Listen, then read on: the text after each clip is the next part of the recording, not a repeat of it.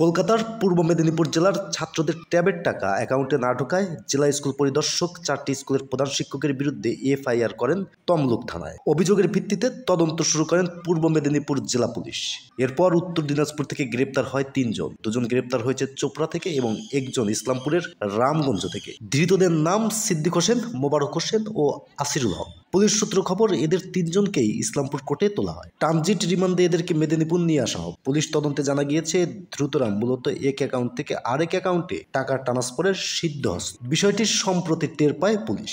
তারপরেই সোমবার রাতে মেদিনীপুর জেলা পুলিশ, ইসলামপুরের সাইবার ক্রাইম থানা, চোপড়া থানার পুলিশ যৌথ অভিযান চালিয়ে এদের গ্রেপ্তার করেছে। মঙ্গলবার বিকেলে পূর্ব মেদিনীপুর জেলা পুলিশ সুপার অফিসে এ বিষয়ে সাংবাদিক বৈঠক করেন পূর্ব মেদিনীপুর জেলা পুলিশ সুপার সৌম্যদীপ ভট্টাচার্য। বিষয়টি নিয়ে আলোচনা করেন এবং সাংবাদিকদের সামনে বক্তব্য তদন্তে সাহায্য করছে।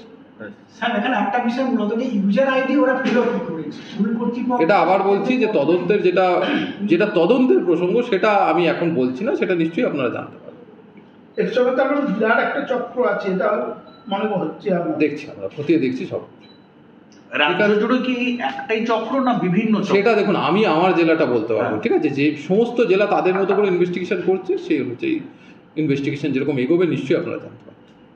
এটা মুখ্যমন্ত্রী নিজেই বলছেন যে জেলা যেন টাকাটা পেয়ে যায়, সেটাও জেলা প্রশাসন কি দেখছে? প্রত্যেকটা জিনিসই জেলা প্রশাসন এবং সর্বোচ্চ যে মহল আছে প্রশাসনের প্রত্যেকটি জায়গা থেকে দেখা হচ্ছে।